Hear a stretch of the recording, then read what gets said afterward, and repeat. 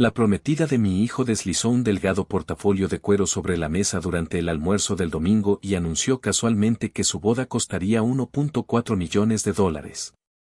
Luego dijo que necesitaba una respuesta ese mismo día sobre si mi familia era de las que cumplen sus promesas y estaba dispuesta a pagar por una boda a la altura de sus estándares. Mientras Vanessa seguía hablando sin parar de lugares lujosos, flores importadas y detalles ostentosos, mi hijo metió la mano discretamente debajo de la mesa y me deslizó una nota doblada. La miré por un segundo. Solo había una línea escrita. Papá, me está estafando. Por favor, ayúdame. Sonreí como si nada hubiera pasado. La dejé terminar cada palabra que había ensayado. Luego, con calma, acerqué el portafolio hacia mí. Bien, echemos un vistazo al presupuesto. He tenido 1 año y medio para pensar en ese almuerzo. Y antes de continuar, quiero ser honesto contigo sobre una cosa. Yo no salvé a mi hijo ese día. Él se salvó a sí mismo. Él fue quien escribió esa nota, lo que significa que, en el fondo, ya sabía que estaba cayendo en una trampa. Lo único que hice fue ser la única persona en la que confió lo suficiente como para pedir ayuda. Y, para ser sincera, si hubiera tardado tan solo unos minutos más, podría haberle fallado. Antes de empezar, déjenme saber en los comentarios desde donde están viendo esto y qué hora es en su zona horaria. Leo casi todos los comentarios. Me llamo Gordon Cute. Tengo 69 años y vivo en Louisville, Kentucky, en una casa en una calle de Highlands donde las aceras están todas levantadas por las raíces. Trabajé 31 años como examinador en el Departamento de Instituciones Financieras del Estado, División de Valores. En otras palabras, pasé 3 décadas investigando fraudes de inversión. Y mi especialidad, aquello por lo que era conocido, aquello por lo que me llevaban a Frankfurt para hablar, era el fraude por afinidad. Quizás no conozcan el término. Seguro que lo han visto. El fraude por afinidad se da cuando la estafa se realiza dentro de un círculo cerrado, una iglesia, una congregación, un puesto de veteranos, un vecindario, una comunidad étnica, una familia. Funciona porque dentro de un círculo así, pedir documentación se percibe como una acusación. Eso es todo. Ese es el mecanismo. El estafador no tiene que ser astuto. Solo tiene que entrar en un grupo donde realizar una investigación básica sería de mala educación. He visto a más de 200 personas perder su jubilación por ser demasiado educadas para pedirle un folleto informativo a un hombre de su propia iglesia. Me jubilé hace 4 años y quiero contarles lo que realmente importa, más allá del currículum. Mi esposa me dejó en 2009. Se llama Charlotte. Ahora vive en Asheville. Está bien. Hablamos 2 veces al año y es cordial. Se fue porque yo nunca estaba en casa. 31 años, y yo estaba en Bowling Green, Paducah u Owensboro, y ella crió a nuestro hijo prácticamente sola, y un día se cansó, y tenía razón. Recuerda eso. Al final vuelve a ser importante, y ese es el punto clave. Mi hijo se llama Elliot. Tiene 37 años. Es ortodoncista. Y 18 meses antes de que todo esto comenzara, compró una participación en una clínica en Middletown. Una inversión importante, una deuda de 6 cifras frente a unos ingresos considerables, lo que en el sector en el que he trabajado toda mi vida se denomina perfil. 30 y tantos, ingresos altos, dinero nuevo y visible, deuda nueva, sin socio y padre con una casa pagada. Si hicieras una lista de posibles clientes en una hoja de cálculo, mi hijo estaría resaltado en amarillo. Es un hombre precavido, demasiado precavido si cabe. Estuvo soltero mucho tiempo. Así que cuando me dijo la primavera pasada que había conocido a alguien, para serte sincera, no investigué. Me alegré. Su nombre era Brent Kassler, 33 años. Se conocieron en una subasta benéfica de Bourbon en el centro, de esas en las que las entradas cuestan $250 por adelantado y todo el mundo va de traje. Era impresionante. No voy a fingir lo contrario. Cabello oscuro, muy buena postura y la elegancia particular de una persona que sabe exactamente cómo se ve al entrar en una habitación y lo ha pensado bien. La primera vez que le estreché la mano, pensé, me está mirando. Obsérvala. No hice nada con ese pensamiento. Fue culpa mía. Su madre era Karen Kassler, de 61 años, y asistía a casi todo. Cenas familiares, cumpleaños, la jornada de puertas abiertas de la clínica. Modales sureños aplicados con una finura considerable. Se comprometieron a los 8 meses. Me enteré por un mensaje de texto con la foto de un anillo. Ahora, el almuerzo. Segundo domingo de septiembre, en un restaurante llamado Ashbourne House, una mansión restaurada en Old Louisville con unas 9 mesas y una sala donde puedes oírte pensar. Quiero ir más despacio porque todo lo que pasó en los siguientes 14 meses surgió de unos 22 minutos en esa mesa, y lo he repasado más veces de las que puedo contar. Elliot ya estaba allí cuando entré. Eso fue lo primero. Mi hijo es puntual, pero no llega temprano, y estaba sentado allí con la servilleta ya en su regazo, y la había doblado y desdoblado tantas veces que el pliegue se había suavizado. Lo noté, lo archivé, pero no hice nada al respecto.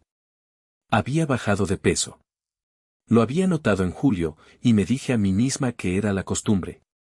Bryn se levantó y me abrazó. Karen me apretó el antebrazo con ambas manos como solía hacerlo. Pedí un bourbon, solo, algo que hago exactamente una vez por semana. Intercambiamos unos 4 minutos de cortesías, y entonces Bryn se inclinó junto a su silla, sacó un portafolio de cuero y lo dejó sobre la mesa. Sentí una extraña sensación en el estómago, algo que no había sentido desde que me jubilé. Porque sé cómo luce un portafolio de presentación. No es una metáfora. Pasé 31 años sentada frente a hombres con portafolios de cuero, y hay una forma específica de manejarlo cuando se ha ensayado la presentación. Ella dijo, Gordon, queríamos explicarte el presupuesto de la boda. Presupuesto, no planes, no ideas, no pensamientos. Lo abrió. Fotografías brillantes, páginas mecanografiadas compartidas y subtotales en una fuente con serifa. Alguien había gastado dinero en la presentación, lo cual, en mi experiencia, siempre es la señal. La gente seria te da una hoja de cálculo. Ella dijo, hemos estado trabajando con una organizadora de bodas, y para la boda que Elliot y yo queremos, estamos hablando de 1.400.000 pesos. Llegó el bourbon. Tomé un sorbo, lo dejé y no dije nada. Ella continuó. Era buena en esto. Había creado un ritmo, así que detenerla habría requerido una verdadera grosería. 520.000 pesos para el lugar, una finca de Bourbon en el condado de Oldham, 300 invitados, uso exclusivo durante 4 días. 310.000 pesos para flores e instalación, y había peonías que venían de Holanda en cajas con temperatura controlada. $185.000 por el vestido de una diseñadora cuyo nombre no reconocí y que luego no pude encontrar. $140.000 por lo que el portafolio llamaba experiencia del huésped. Y allí me senté e hice lo que he hecho toda mi vida adulta, no prestar atención a las palabras, sino a la estructura. Esto es lo que escuché. Un número específico entregado con total seguridad, sin posibilidad de negociación. Una fecha límite estricta que aún no se había dicho en voz alta, pero que se acercaba. Una razón para no comprobarlo. Y una persona en la mesa que se avergonzaría de preguntar. Eso es una estafa.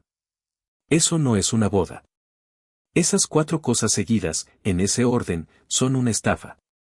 Y he testificado sobre esa secuencia exacta ante un comité legislativo. Dije, ese es un número muy preciso. Y ella dijo, se desmorona por completo, cada línea. Y Karen dijo, y este fue el momento en que dejé de tener cualquier duda, Karen dijo, nuestra familia tiene ciertos estándares, Gordon. Bryn es mi única hija. Nuestra familia tiene ciertos estándares, dicho con calidez. Dicho antes de que yo objetara nada. Eso se llama precarga. Se instala la culpa antes de la negativa para que la negativa tenga donde aterrizar. Miré a mi hijo y Elliot me devolvió la mirada durante 1 segundo y medio. Vi en su rostro algo que solo había visto una vez antes, cuando tenía 11 años y había hecho algo en la escuela que aún no nos había contado. Era miedo. Y fue entonces cuando metió la mano debajo de la mesa. Quiero describir esto con cuidado porque es lo mejor que mi hijo ha hecho jamás. No se inclinó. No miró.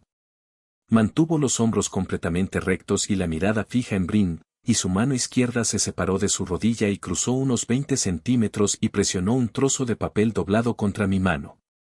Y cerré los dedos sobre él y volví a poner mi mano en mi regazo, y no aparté la mirada de Karen Casper. He visto a gente pasar cosas en juzgados y salas de interrogatorios, y una vez en el sótano de una iglesia en Elizabethtown. ¿Uno aprende o no? Brin estaba hablando de una pared de champán. Y debajo de ese mantel, desdoblé un trozo de papel arrancado de un talonario de recetas y pasé el pulgar por encima. Había presionado lo suficientemente fuerte como para que pudiera sentir las letras. Ese es un detalle en el que pienso mucho. Mi hijo escribió esa nota presionando lo suficientemente fuerte como para dejarla en relieve, lo que significa que la estaba escribiendo con alguien mirando, y necesitaba que yo pudiera leerla sin mirar. Papá, ella está montando una estafa. Sácame de aquí. No me moví. Si alguna vez has recibido una información en medio de una conversación que lo cambió todo y tuviste que mantener la misma expresión facial, sabes el trabajo específico que eso requiere. Es físico. Hay algo que sucede detrás del esternón. Seguía sintiendo. Hice una pregunta sobre la pared de champán. No recuerdo qué pregunté. Y quiero contarte lo que realmente pasaba por mi cabeza, porque no era estrategia, no durante los primeros 10 segundos. Era, ¿cuánto tiempo llevas sentado solo en mesas como esta? Porque esa nota no venía de un hombre que acababa de descubrir algo. Esa nota venía de un hombre que había estado preparándose para ello durante un tiempo y había decidido que el domingo era su oportunidad. Entonces Brin dijo, entonces, necesitaríamos un compromiso para finales de mes para el depósito del lugar.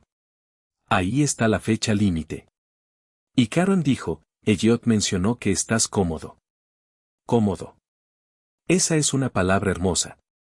Esa es una valoración del patrimonio neto de un hombre presentada como un cumplido sobre su estilo de vida. Y Brin, y esta fue la última pieza, Brin puso su mano sobre la de Elliot en el mantel y dijo, odio que empecemos nuestro matrimonio sintiendo que su familia no nos apoya. Ahí está la razón para no comprobarlo. 4 de 4, en 20 minutos, en el almuerzo del domingo, de una mujer que se casa con mi hijo. Miré la mano de mi hijo debajo de la de ella. No había girado la palma. Cualquiera que haya estado alguna vez en una relación sabe lo que eso significa. Así que terminé mi bourbon y dejé el vaso y dije, muéstramelo. Brin parpadeó. Lo siento. Dije, muéstramelo. Cada línea de ese libro. Propuestas firmadas en papel con membrete del proveedor con nombre de la empresa, dirección física y número de identificación fiscal. De cada uno de los proveedores. No presupuestos. Contratos. La mesa se quedó en silencio de una manera muy particular. Karen dijo, bueno, todavía estamos en la etapa de planificación, obviamente. Y yo dije, entonces lo que tiene son 1,4 millones de dólares en ideas. Las mejillas de Brin se pusieron rojas. Dijo, esto no se trata de papeleo, Gordon. Se trata de confianza. Y yo dije, y me gustaría que esto estuviera en mi lápida. Honestamente, señora, cuando alguien me pide 1,4 millones de dólares, se trata enteramente de papeleo. Me puse de pie. Puse $300 sobre la mesa y dije, viernes, 5. Tráeme la documentación y hablaremos de cada dólar. Son 5 días. Brin dijo, esto es humillante. Le dije, es diligencia. Debería haberlo hecho en abril. Luego miré a mi hijo y le dije, Elliot, sal conmigo. Brin lo agarró de la manga. Dijo, no tienes que hacerlo. Y yo dije, sí, tiene que hacerlo. Y la mirada que me lanzó esa mujer en ese comedor, me la han lanzado 4 o 5 veces en mi carrera, siempre de alguien que acababa de darse cuenta de que el expediente de la víctima era más grueso de lo que pensaba. Quiero ser sincero sobre cómo me sentí al salir hacia mi coche. No me sentí justo, ni inteligente, sino enfermo. Porque había cenado 7 veces con esa mujer, y bastó una nota que pasó por debajo de la mesa para que repasara la lista de verificación que aplicaba a desconocidos durante 31 años. Elliot vino a casa esa noche, se sentó en mi estudio durante 3 horas y lo analizó todo a fondo. Y nunca había visto a nadie tan aliviado y avergonzado a la vez. Le serví algo de beber. Lo necesitaba. Le dije, empieza por el principio, no por las partes malas. Por el principio. Dijo que al principio todo fue perfecto. Ella estaba interesada en su trabajo, realmente interesada, hacía preguntas reales sobre los protocolos de alineadores transparentes, algo que nadie había hecho antes. Recordaba cosas. Quedó con él para almorzar cerca de la consulta. Y en la segunda cita, le preguntó dónde había crecido, a qué se dedicaba su padre, si la casa en Highlands estaba pagada. Él dijo, pensé que solo me estaba conociendo. Y yo le dije, hijo, eso no es una conversación. Eso es una evaluación de activos. Luego me contó la secuencia, y quiero que la escuches porque es la misma secuencia cada vez, y podría estar sucediendo con alguien que conoces ahora mismo. En la tercera semana, ella mencionó 2 veces que su último novio había sido imprudente con el dinero, no como una queja, sino como un estándar. Y Elliot, Dios lo bendiga, se sintió orgulloso de que sus propias finanzas estuvieran en orden. Esa es la jugada. Haces que la víctima sienta que ser solvente es un logro por el que está siendo recompensado, en lugar de la razón por la que fue seleccionado. Luego los amigos. Marcus llamaba demasiado. Deb estaba claramente celoso. La esposa de Tim había dicho algo en una fiesta. Cada uno individualmente razonable. Cada uno actuó con preocupación. Para agosto, todo el mundo social de mi hijo era Bryn y Karen. Él dijo, ni siquiera me di cuenta de que estaba sucediendo. Yo dije, nadie se da cuenta. Eso se llama aislamiento, y es una técnica, y es la misma en el fraude, en el abuso doméstico y en las sectas. No es una coincidencia que sea lo mismo. Funciona porque funciona. Luego el dinero. 11,000 pesos por la transmisión de un auto que ella había financiado. 9,000 pesos por la cirugía oral de su madre, que luego confirmaría que nunca se realizó. 14,000 pesos para la boutique de una amiga en Nulu, a la que Elliot nunca entró. 7,000 pesos como depósito para reservar una fecha, transferidos a una cuenta de la que nunca había oído hablar. 41,000 pesos en 8 meses.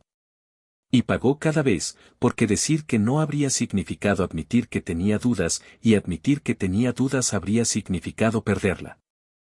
Entonces dijo lo que me hizo dejar mi vaso.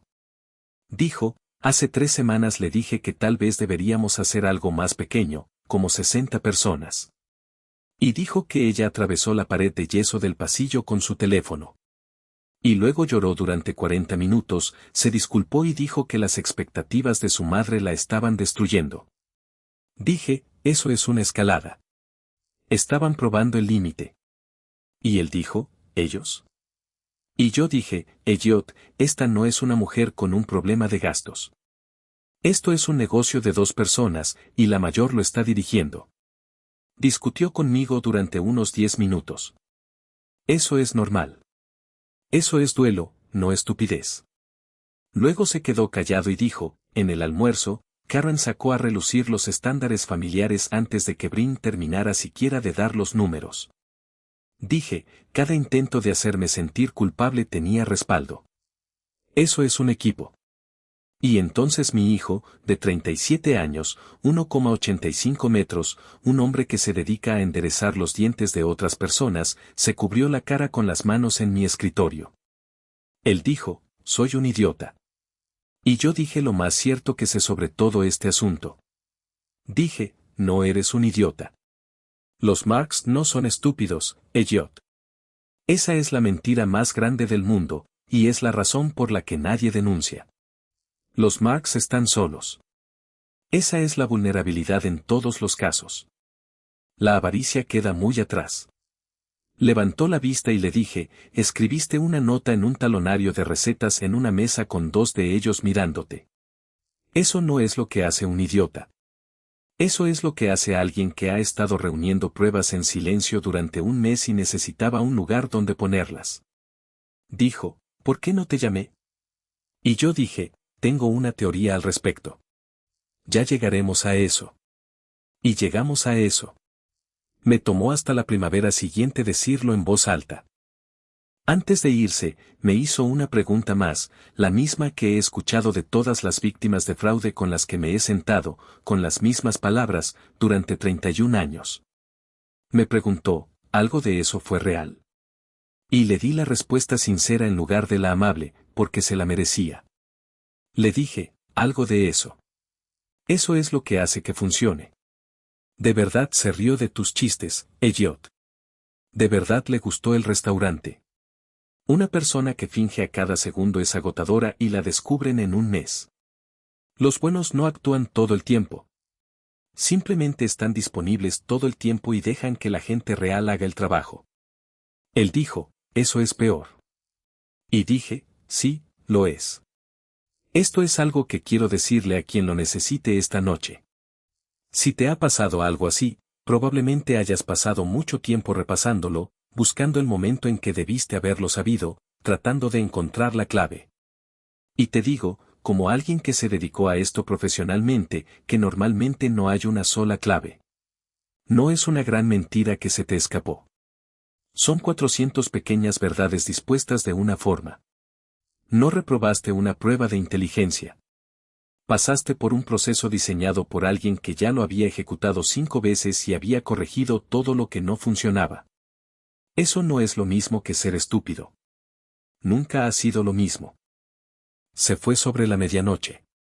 No me fui a dormir. Me quedé en ese estudio hasta las 4 de la mañana con un bloc de notas. Y esto es lo que hice, porque esta es la parte que la gente no entiende sobre cómo se desmantelan estas cosas. No se hace con una confrontación. Se hace con una cronología. Cada reclamo, cada fecha, cada dólar, en orden cronológico, con una columna para lo que se pudo verificar de forma independiente. Eso es todo. Ese es todo el negocio. Si construyes la cronología honestamente, el fraude se descubre por sí solo, porque los mentirosos no pueden mantener la cronología en orden. Pueden mantener una historia coherente, pero la historia y el calendario siempre empiezan a desviarse.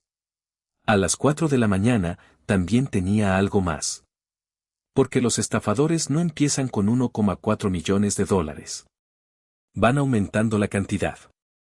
Perfeccionan su discurso con cada víctima como un comediante perfecciona su rutina. Lo que significa que si Brent Casler le estaba pidiendo a mi hijo 1,4 millones de dólares, a otra persona le había pedido menos, y le había funcionado. A las 8 de la mañana siguiente, llamé a Ruth Ann Sizemore. Ruth Ann dirigió investigaciones para un banco regional en Lexington durante 20 años y ahora realiza trabajos de debida diligencia para personas que pueden permitírselo. Habíamos trabajado juntos en 6 casos cuando yo todavía tenía mi identificación estatal. Me dijo, Gordon Pute, oí que estabas arreglando relojes. Le dije, necesito información detallada sobre 2 mujeres. Información financiera, patrimonial, relaciones anteriores, todo. Me preguntó, ¿quiénes son? Le respondí, la prometida de mi hijo y su madre. Hubo una pausa, y luego su voz cambió, ese cambio de amiga a profesional que yo tengo y que ella tiene, y que es algo real. Me preguntó, ¿cuánto quieres gastar? Le dije, lo que cueste. Me dijo, investigación preliminar en 6 días. El panorama completo en 3 semanas. Mientras ella trabajaba, ellos presionaban. Claro que sí. El lunes, Brin le envió un mensaje a Elliot, sigo esperando una disculpa de tu padre. El martes, Karen lo llamó directamente, lo que confirmó todo lo que yo había dicho sobre su papel. Le dijo que su padre había humillado a su hija en público y que si su familia no podía respetar a Brin, tal vez el compromiso debía reconsiderarse. Esa es la amenaza. Danos el dinero o la pierdes, y será culpa de tu familia. Elliot lo manejó de maravilla. Dijo, hablaré con él, y colgó. Y luego me llamó riendo con una risa que tenía un quiebre. Llegó el viernes, llegaron las 5, sin documentación. A las 6:40 de esa tarde, Brin le envió un mensaje: mi organizador dice que los acuerdos verbales son completamente estándar a este nivel. Los contratos vienen después del depósito. ¿No confías en mí? Le tomé una captura de pantalla porque esa frase es toda la estafa en 14 palabras. Que los contratos vengan después del depósito no es algo común, ni en bodas, ni en construcción, ni en nada. ¿Y no confías en mí? Esa es la razón para no comprobar, desplegada en el segundo en que se intentó la comprobación. 6 días después, Ruthan llamó y no dijo hola. Dijo: tenías razón, y es peor de lo que piensas. Brin Kessler, nacida Bren Alicia Kessler, 33 años. 3 compromisos en los 9 años anteriores. Nashville, Cincinnati, Indianápolis. Los 3 terminaron entre 2 y 5 semanas antes de la fecha de la boda. Trent Vaughan, Nashville, promotor hotelero, 290,000 pesos en depósitos, desaparecidos. Peter Oanian, Cincinnati, cirujano ortopédico, 355,000 pesos. Jerome Kittrell, Indianápolis, corredor de materias primas, 470,000 pesos. Y Kittrell había contratado a un perito contable antes de que todo se viniera abajo, por eso se fueron de Indiana a toda prisa. La misma estructura cada vez. Un planificador al que nadie podía contactar. Proveedores que aceptaban depósitos por transferencia bancaria. Y cuando el hombre finalmente insistía en el papeleo, Brin se iba herida, diciéndole a todo el mundo que se había vuelto controlador y paranoico. Ruthan dijo: y Gordon, 9 de las entidades proveedoras en esas 3 ciudades comparten una dirección de agente registrado con una tienda de apartados postales en Florence, Kentucky. Dije: Caron. Ella dijo: Caron. Y lleva con algo parecido desde 2004. Nada ha prosperado. 2 casos llegaron a la fase de demanda civil y ambos se resolvieron amistosamente. 6 víctimas, finalmente, 1,68 millones de dólares. Me senté en mi estudio y miré esa lista de nombres y pensé en 6 hombres que se habían sentado exactamente donde estaba mi hijo. Y cada uno de ellos había decidido que era más barato asumir la pérdida que ser el estafado. Por eso funciona. Esa es la razón principal por la que funciona. La vergüenza es el mejor sistema de seguridad que un estafador haya tenido jamás. Si alguna vez has perdido dinero por algo y nunca se lo has contado a nadie, ni a tu pareja, ni a tus hijos, ni a tu mejor amigo, quiero que escuches esto de un hombre que pasó 31 años en esto. El silencio no protege tu dignidad. Los protege a ellos. Cada vez que no lo dices en voz alta, alguien más cae en la misma trampa un año después. 2 semanas después del almuerzo, Elliot recibió un correo electrónico, con copia a mí. Asunto: presupuesto final de la boda para su revisión.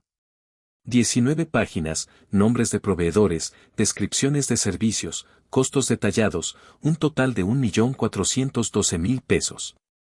Parecía impecable. Se lo reenvié a Ruthan a las 9:15 de la mañana. Me devolvió la llamada antes del mediodía. Me dijo: 11 de los 19 no existen. Sin registro, sin número de identificación fiscal, sin rastro. De los 8 que son reales, llamé a todos haciéndome pasar por el novio para verificar las referencias. Ninguno ha hablado jamás con nadie llamado Brent Kessler. Uno de ellos, el servicio de catering, no ha realizado un evento de más de 80 personas desde 2019. Le pregunté: ¿y la organizadora, Florent Field? Me respondió: registrada en Delaware hace 4 meses. Sin registro en Kentucky, sin licencia, sin sitio web anterior al registro.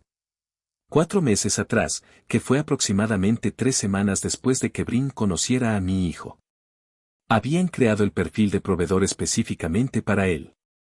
Esa tarde, contraté a una abogada llamada Beatrice Oconjo.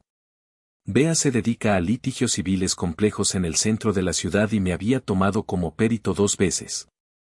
Le conté lo que tenía. Ella dijo: ¿cuál es tu objetivo? Porque hay 2 muy diferentes. Le dije: dímelos. Ella dijo: 1, que tu hijo salga limpio y se vayan. 2, Que nunca le vuelvan a hacer esto a nadie. Y yo dije, 2. Ella dijo, 2 cuesta más y lleva 18 meses. Le dije, tengo 18 meses. Entonces Brin cometió su único error real de toda la operación. Le envió un mensaje de texto a Elliot, bien, reunámonos todos juntos con el planificador. Trae a tu padre si necesita verlo en persona. Fleur y Phil, jueves, 2 de la tarde. Me dio una habitación. Quiero ir más despacio ahora, porque lo que pasó en esa habitación duró unos 35 minutos y es la razón por la que les cuento todo esto. La dirección era un edificio en Main Street, en el centro, 3er piso. Bea envió a una asistente legal el miércoles por la tarde para que lo viera. Era un espacio de coworking, y la oficina de Floor & Field Bespoke Dance era una oficina que se podía alquilar por horas, y la recepcionista confirmó alegremente, sin tener ni idea de lo que nos estaba diciendo, que la suite 312 se había reservado esa mañana para una sola tarde con una tarjeta de crédito personal. Llegué el jueves a la 1:40 con Bea y mi hijo.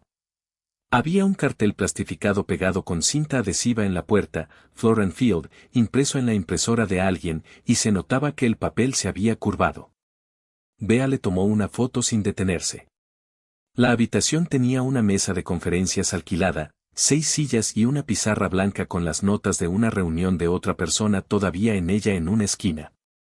Junto a la ventana había un pequeño caballete con 3 muestras de tela y una pila de revistas nupciales despegadas en forma de arco. Y quiero que entiendan que alguien había colocado esas revistas.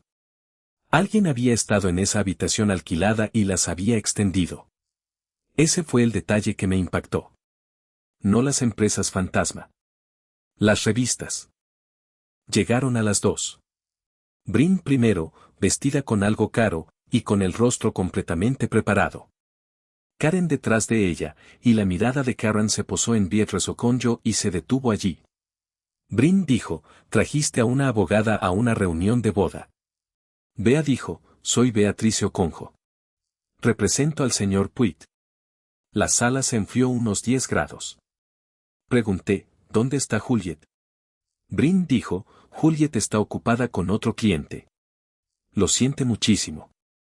Se muda de oficina este mes, así que todo está un poco caótico. Y la dejé terminar. Quiero que sepas que la dejé terminar la frase completa, porque 31 años te enseñan que la gente llena el silencio con más de lo que pretendía.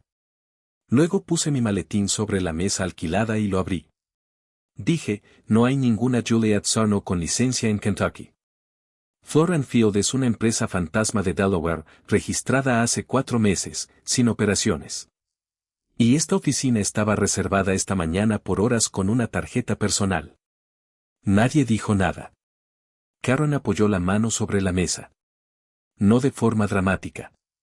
Simplemente la dejó caer como si el suelo se hubiera movido ligeramente. Saqué la primera carpeta. Dije, hagamos el presupuesto. 19 proveedores. Y los revisé uno por uno, en voz alta, en una habitación alquilada con revistas desplegadas y mi hijo sentado a 1 metro de distancia. 11 no existen.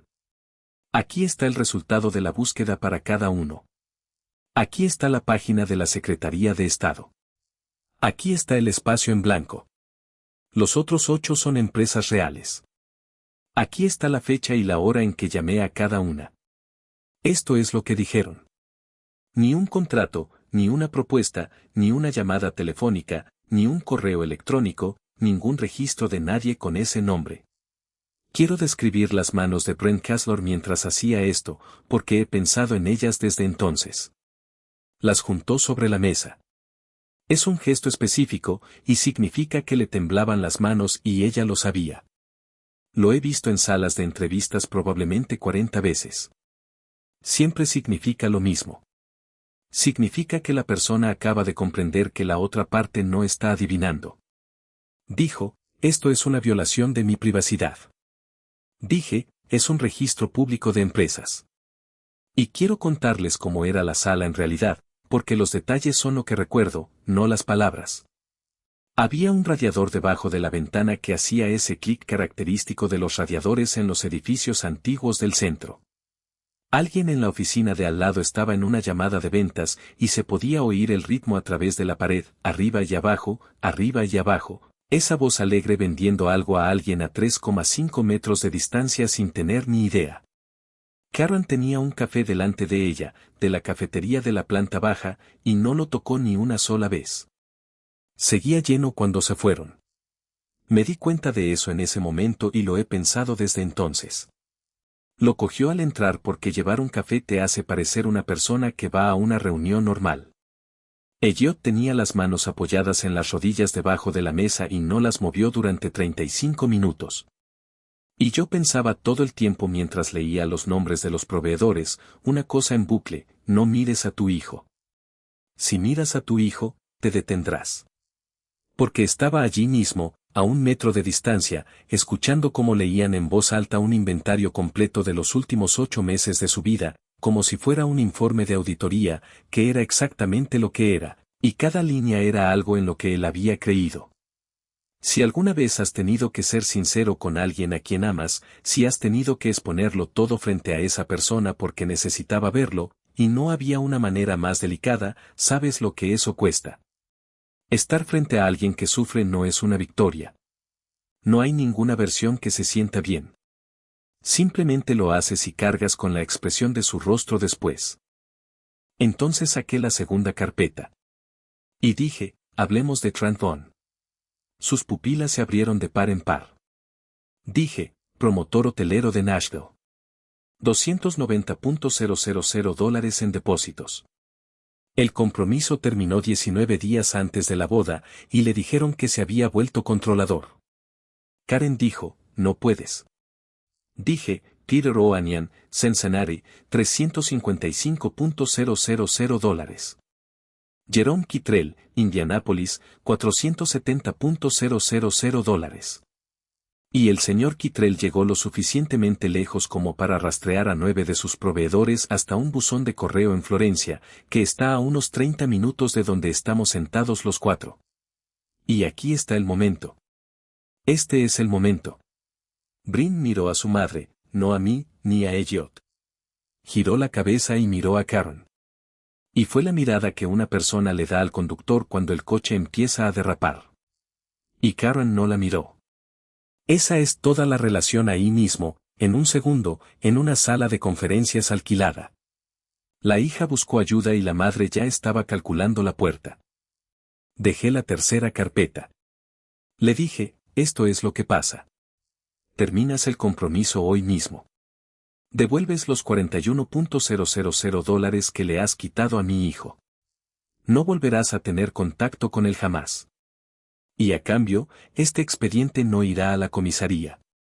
Karen recuperó la voz y dijo, estás fanfarroneando. Le dije, trabajé en ese edificio durante 31 años. No tengo que fanfarronear. Solo tengo que hacer una llamada y sentarme. Y fue entonces cuando Brin se derrumbó. Se levantó tan rápido que la silla se estrelló contra la pared. Y te cuento lo esencial porque sus palabras fueron aún peores. Dijo, mi hijo no era nadie. Solo otro con un sueldo alto y sin amigos. Dijo que era el más fácil que habían tenido y que se había aburrido en menos de un mes. Y luego añadió, ¿crees que lo salvaste? Él lo sabía. Lo sabe desde junio. Simplemente no tuvo el valor de decirlo sin su padre presente. Y yo dije, lo sé. Lo escribió. Entonces miré a mi hijo. La cara de Elliot, no voy a poder describirla bien. Era la cara de un hombre al que le decían en voz alta, delante de testigos, que 8 meses de su vida habían sido un trabajo que alguien estaba haciendo. Pero debajo de eso, algo más, algo que estaba surgiendo. Dijo, Brin. Ella dijo, ¿qué? Él dijo, nunca me hiciste una pregunta cuya respuesta no supieras ya. Y eso fue todo. Ese fue todo el discurso fúnebre. Se levantó y salió de la habitación sin mirar atrás. Y nunca he estado más orgulloso de nadie en mi vida. Se fueron. Bea había estado grabando con su teléfono todo el tiempo, lo cual es legal en Kentucky con el consentimiento de una de las partes, y yo le había dicho que lo hiciera. En el ascensor, mi hijo dijo, se acabó, ¿verdad? Y yo dije, no. Ahora se asustan. El miedo es cuando se vuelven peligrosos. 10 días después, Elliot me trajo un sobrecertificado. No lo demandaban a él. Me demandaban a mí. $900,000. Interferencia ilícita en una relación contractual, más difamación, bajo la teoría de que yo había hecho declaraciones falsas a terceros, es decir, las llamadas de Ruth Ann a esos proveedores que destruyeron la reputación de Brent Casler y su compromiso. Lo leí 2 veces en la mesa de mi cocina, y luego me reía carcajadas a solas en mi casa, porque era inteligente. Le doy crédito a la mujer que lo redactó, que fue realmente inteligente. Desvió el caso de cometió ella fraude, interfirió el padre. Me convirtió en el acusado. Transformó una estafa en un drama familiar sobre un anciano controlador que no podía dejar ir a su hijo. Y a los jurados les gusta esa historia. A los jurados les encanta esa historia. Bea vino esa noche y dijo, esto es lo mejor que nos ha pasado. Le dije, explícame. Ella dijo, porque ahora tienen que probar los daños, lo que significa que tienen que presentar sus finanzas ante un tribunal. Y como se presentaron voluntariamente a la fase de presentación de pruebas, Gordon, nos abrieron la puerta. Ni siquiera tuvimos que llamar. Y luego, 11 días después, recibimos lo que terminó todo. Y no vino de Bea, ni de Ruth Ann, ni de mí. Vino porque la lista de contactos de Brent Casler tenía a mamá justo encima de la mía, que era como ella había renombrado el contacto de mi hijo. Y a las 11:40 de la noche de un martes, envió una nota de voz de 4 minutos al contacto equivocado. Elliot me llamó a medianoche. Me dijo, papá, tienes que escuchar esto. Lo reprodujo en el teléfono y luego me envió el archivo, y me senté en mi estudio y lo escuché 11 veces. Su voz estaba cansada, sin ninguna actuación en absoluto. Dice que deberían haber tomado el 41 y haberse ido en julio. Dice que el viejo siempre iba a ser un problema y que su madre presionó de todos modos porque el número era demasiado bueno. Dice que la entidad de Delaware fue descuidada y que ella lo había dicho. Y entonces dice, y esta es la parte a la que siempre vuelvo, dice, tenía 19 años, mamá. Me pusiste un vestido y me llevaste a Knoxville. Nunca he tenido un trabajo. No sé hacer otra cosa, y tú lo sabes. Y luego, en voz más baja, él fue amable conmigo. De verdad fue amable conmigo, y aún así lo hice. Y eso también es tuyo. Me quedé sentada en la oscuridad pensando en eso, porque esto es lo que tengo que decir y no me gusta decirlo. Karen Kessler era una verdadera organizadora de bodas. Eso está en el archivo de Ruth Ann. Trabajó 11 años en un club de campo a las afueras de Lexington, y era buena en ello. Y la despidieron a los 52 años en una reestructuración, sin pensión y con una hipoteca. Y había pasado 11 años viendo a familias a las que ni siquiera podía soñar con pertenecer gastar $400,000 en una tarde, y luego viendo cómo la mitad de esos matrimonios terminaban en menos de 5 años. Tiene argumentos.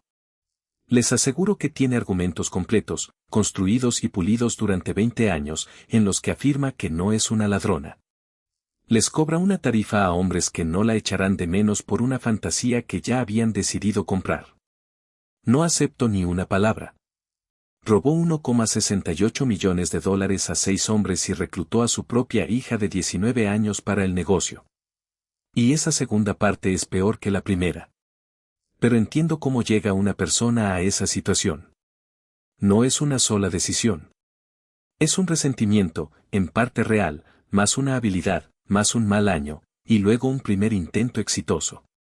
Y su hija es criminal y víctima en el mismo cuerpo.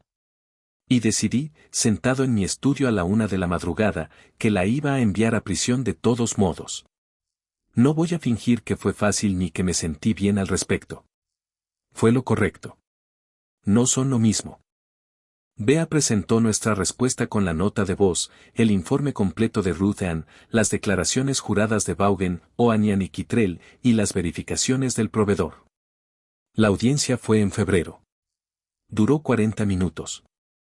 El juez desestimó la demanda con perjuicio, otorgó costas y honorarios por 26.400 pesos y remitió el asunto a la fiscal del Commonwealth por iniciativa propia, algo que nunca había visto hacer a un juez en mi carrera. Brin no miró a nadie. Karen no estaba en la sala. Los cargos federales llegaron en abril, porque las comunicaciones cruzaron las fronteras estatales. Fraude electrónico y conspiración. 6 víctimas, 1.680.000 pesos. Ambos se declararon culpables en septiembre. Brin recibió 9 años. Karen recibió 13 más debido a un antecedente de 2007 que nadie había relacionado con nada de esto. Se ordenó la restitución solidaria, lo que en la práctica significa que ambos deben pagar todo por el resto de sus vidas. Durante su declaración, Karen intentó justificarse diciendo que lo había hecho para mantener a su hija. Y la jueza, una mujer de mi edad, le dijo: «Señora Kessler, usted no mantuvo a su hija. La contrató a los 19 años y es por usted que está aquí a su lado». Karen no respondió. No hay respuesta para eso. Elliot está bien, mejor que bien. Ha recuperado a sus amigos, en particular a Marcus, quien aparentemente apareció en la consulta un martes con el almuerzo y nunca mencionó nada de aquello. Está viendo a alguien, una fisioterapeuta que conoció a través de su higienista dental, quien le dijo que pensaba que gastar más de $15,000 en una boda era una locura clínica, y fue entonces cuando lo supo. Está más relajado. Vuelve a reírse de las cosas. 2 de los otros hombres vinieron para la sentencia. Trent Vaughan condujo desde Nashville y Peter Oanian voló desde Cincinnati, y después terminamos en un restaurante en Buster. 4 hombres que no tenían nada en común excepto una mujer y 9 años de diferencia entre nosotros. Vaughan perdió sus $290,000 en 2018. Me dijo que nunca lo denunció, ni a la policía, ni a su socio, ni a su propio hermano. Le dijo a su familia que el compromiso terminó porque querían cosas diferentes. Durante 7 años cargó con eso él solo. Me dijo desde el otro lado de la mesa: ¿sabes qué fue lo peor? No el dinero. Fue que durante 7 años pensé que era el único idiota en Estados Unidos al que le había pasado esto. Y entonces Oanian dijo: les dije a mis empleados que había muerto. La mesa quedó en completo silencio. Dijo: lo sé. Lo sé. Pero no podía. Tenía 11 personas trabajando para mí. ¿Qué se suponía que iba a decir? ¿Que una mujer que nunca se iba a casar conmigo me había estafado $355,000? Habría sido el hazmerreír de ese edificio durante el resto de mi carrera. A eso es a lo que siempre vuelvo. Esa mujer se llevó $1,68 millones, y cada uno de los hombres a los que se los quitó fue y construyó un muro a su alrededor. Y cada muro que consiguió gratis. 6 hombres en 5 ciudades, y ninguno de ellos se lo contó a nadie. Y por eso pudo seguir haciéndolo durante 9 años. Ahora, aquí está la parte que te prometí al principio, y es la razón por la que hice todo esto. Meses después de que terminara, sentado en mi estudio, Elliot me preguntó por qué creía que me había escrito una nota en lugar de llamarme. Y había tenido un año para pensarlo. Así que le dije la verdad. Le dije: porque nunca estaba en casa. Pasé 31 años siendo el hombre que volvía a casa el viernes por la noche. Tu madre te crió, y en algún momento aprendiste que me traías cosas terminadas, problemas que ya habías resuelto, boletines de calificaciones ya buenos. No me traías un desastre, porque nunca estuve presente el tiempo suficiente como para ser alguien a quien traerle un desastre. Le dije: así que cuando necesitabas ayuda, no llamaste. Esperaste 8 meses y luego me pasaste una nota debajo de la mesa como si la estuviera sacando a escondidas de algún lugar. Y lo estabas haciendo, hijo. La estabas sacando a escondidas de tu propia vida. No discutió conmigo. Esa es la parte que me dolió. Él simplemente dijo: pero viniste. Y yo dije: tarde. Así que esto es lo que realmente aprendí de todo esto. Y no es lo que esperarías de un hombre que dedicó su vida al fraude. Todo el mundo piensa que la lección es revisar los documentos. Y sí, revisen los documentos. Todas las estafas del mundo se basan en los mismos 3 ingredientes, y quiero que los memoricen: una fecha límite inventada, una excusa para no revisar y alguien que se avergonzaría de preguntar. Si alguna vez ven los 3 juntos, no están en una negociación, sino en una presentación. Pero esa no es la verdadera lección. La verdadera lección es que mi hijo ya lo sabía. Lo sabía en junio. Lo tenía todo planeado y se lo guardó durante 3 meses. A las víctimas casi nunca las engañan del todo. Las engañan hasta un 80%, y luego una parte de ellas lo sabe. Y lo que les impide actuar no es la ignorancia, sino que no soportan ser la persona equivocada delante de alguien que les diga: te lo dije. Eso es todo. Esa es la verdadera brecha. No se trata de información. Se trata de tener a alguien a quien puedas entregársela y que no te haga sentir estúpido. Así que aquí está lo único que te pediría que hicieras, y puedes hacerlo esta noche, y te tomará 11 segundos.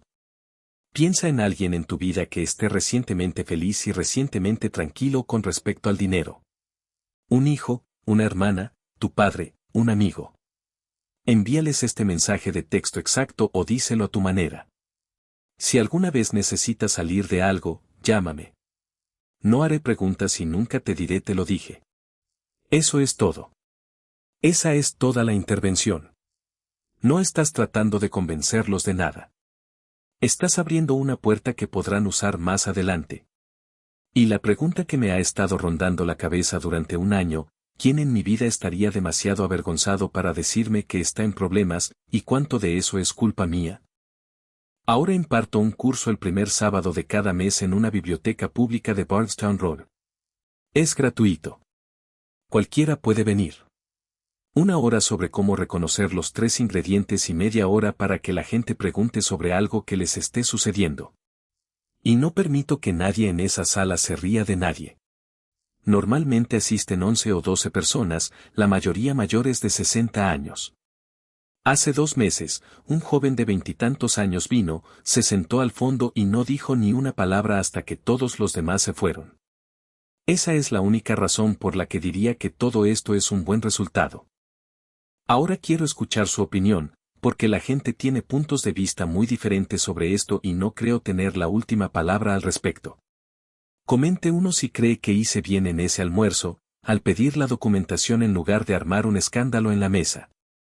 Comente 2 si cree que debería haberlo dicho en voz alta allí mismo, delante de todos, porque permitirle conservar su dignidad durante 5 días más fueron 5 días que no se merecía. Y comente 3 si cree que me extralimité al proteger a mi hijo cuando perseguí a las otras 3 víctimas e insistí en que se presentaran cargos penales una vez que Elliot estuvo a salvo. Esa parte fue para mí y no para él. El número 3 es sobre el que realmente tengo dudas. Dígame la verdad, y dígame desde dónde está viendo esto y qué hora es donde se encuentra ahora mismo.